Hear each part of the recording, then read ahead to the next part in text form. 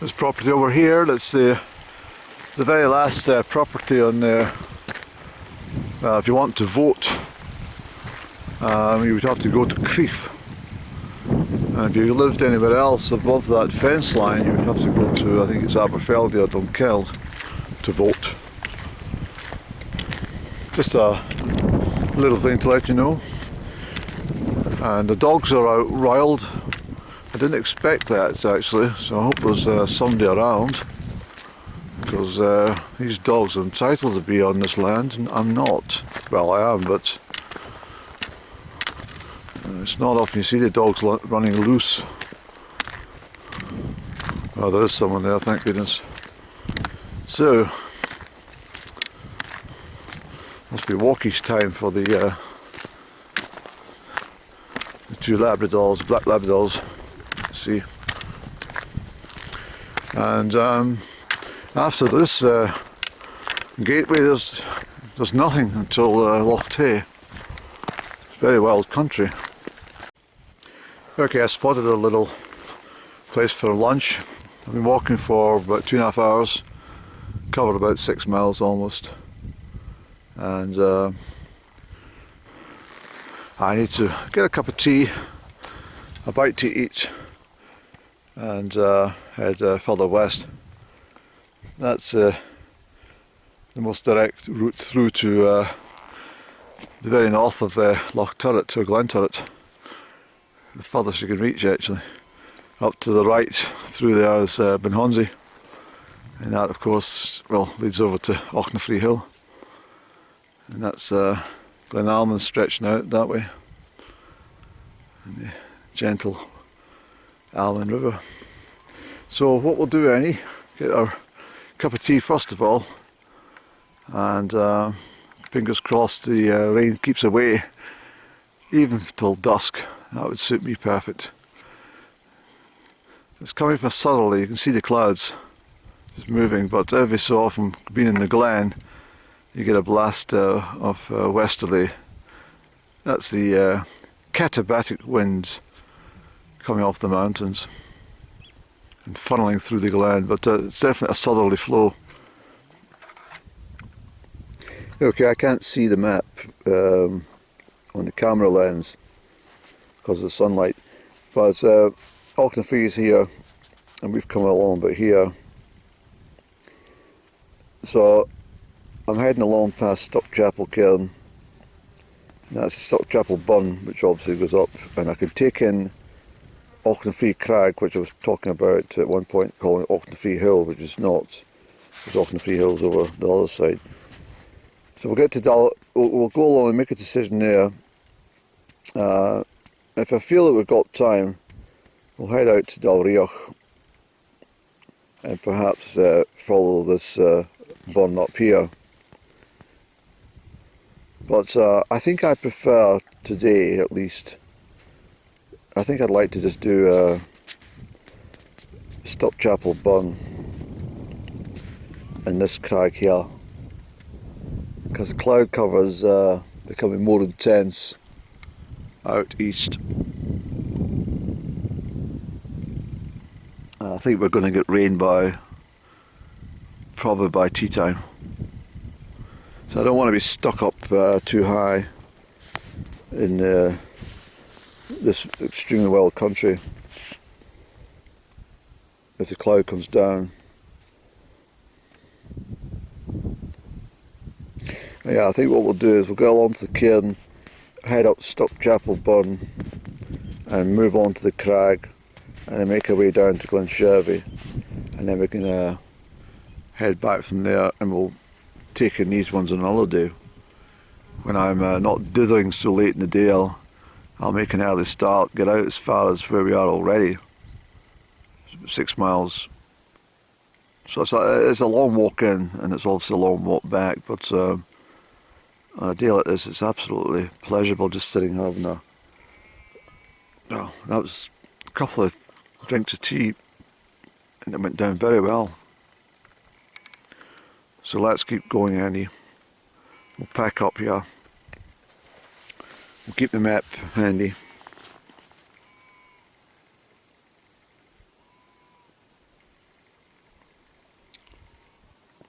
See, I'm not confident of getting all this done here, up to there and up to there, which I was intending to do the 4. I think we'll keep the 4 for a finale. Yeah, that's what we're going to do. We're going to do Auchnafree Crag as a compromise.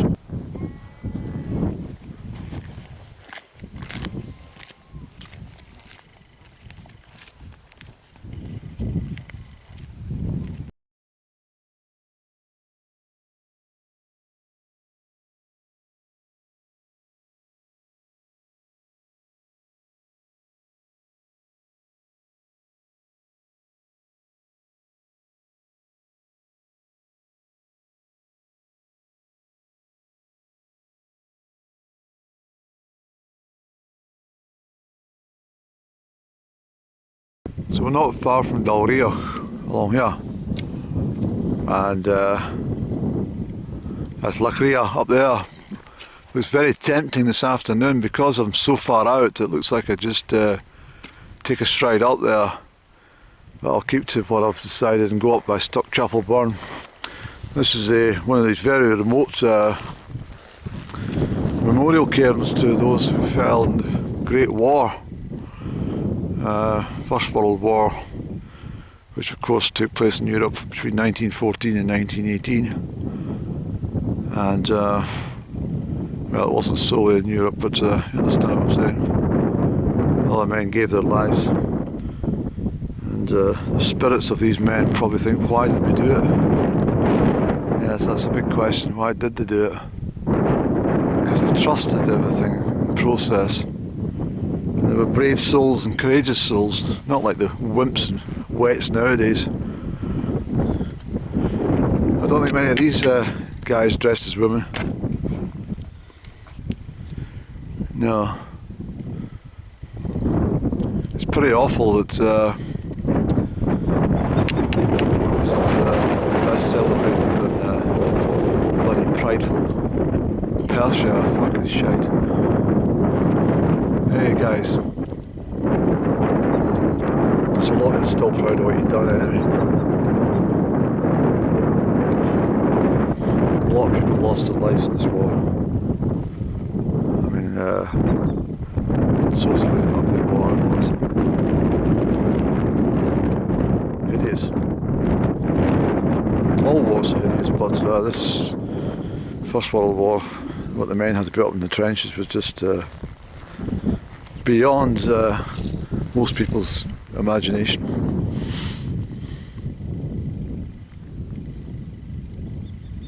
Can you imagine actually being, I mean, it's not even any grass, it's just mud, and sinking. A lot of them died just because of the mud, sinking through it. But can you imagine being hemmed in with barbed wire on both sides, and 24 hours shelling, and your enemy's just over there? It must be fucking awful for these men. And if they had breakdowns, which I'm sure many of them did, nervous breakdowns, I mean, they were told they were cowards and were shot in the back of the head by their own generals, ordered by their own generals and shot by their fellow fucking soldiers.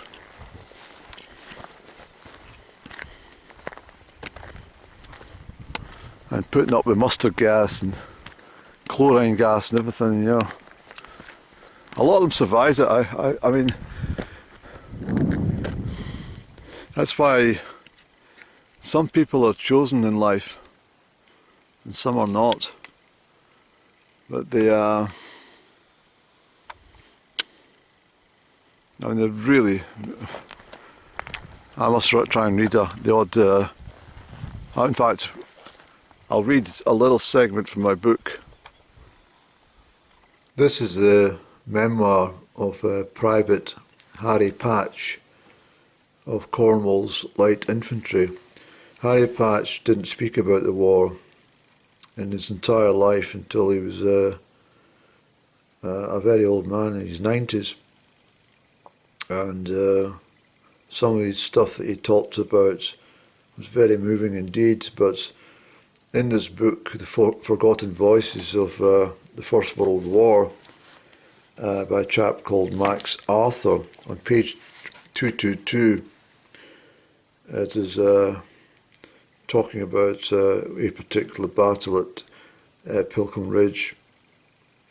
And Harry Patch says, "I can still see the bewilderment and fear on the men's faces when we went over the top. The C&D company was support. A and B had to go out at the front line. All over the battlefield, the wounded were lying down, English and German all asking for help. We weren't like the Good Samaritan in the Bible. We were the robbers who passed by and left them. You couldn't help them.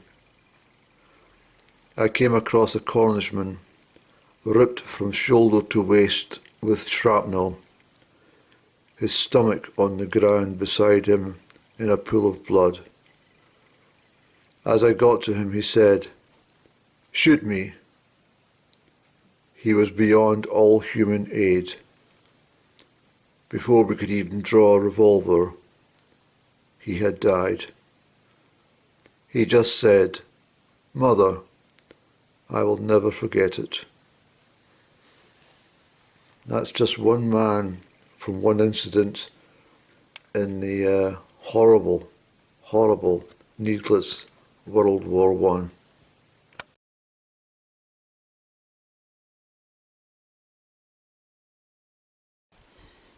Anyway, that's Stuc Chapel Cairn, and Stuc Chapel Burn flows up the back. A newish track, and that's the one I'll be taking today, and we'll get round the back, and Auchnafree Cairn is, Auchnafree Crag is over that way. But I think that will do us, well, we're not even halfway through it, Andy. But this big fella at the back here, just a wee bit too late in the day, I'm afraid. I mean, it's possible to get up there and down, that's not in question, but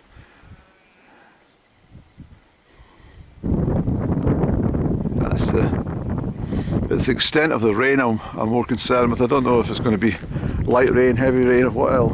I don't know.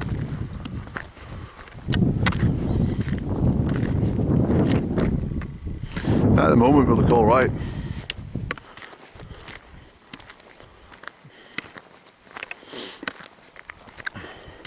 Now if you wonder what's happened to all the water, well,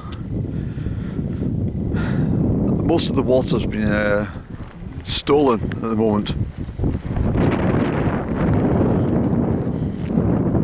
The waters have been diverted. That's why there's no water in the main river courses. They keep on telling us about climate change. It's not.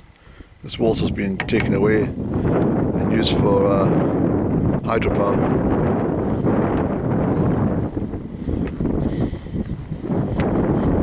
By the Oval Group.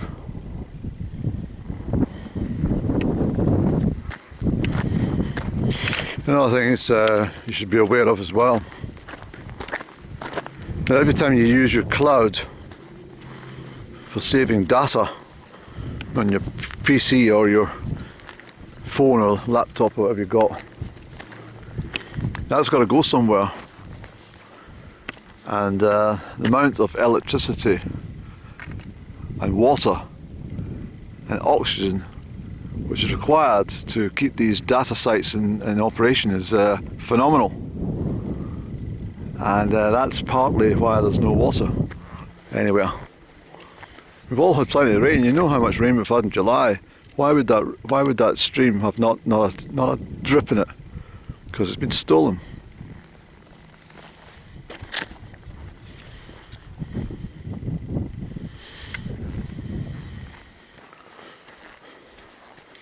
There's pipes everywhere.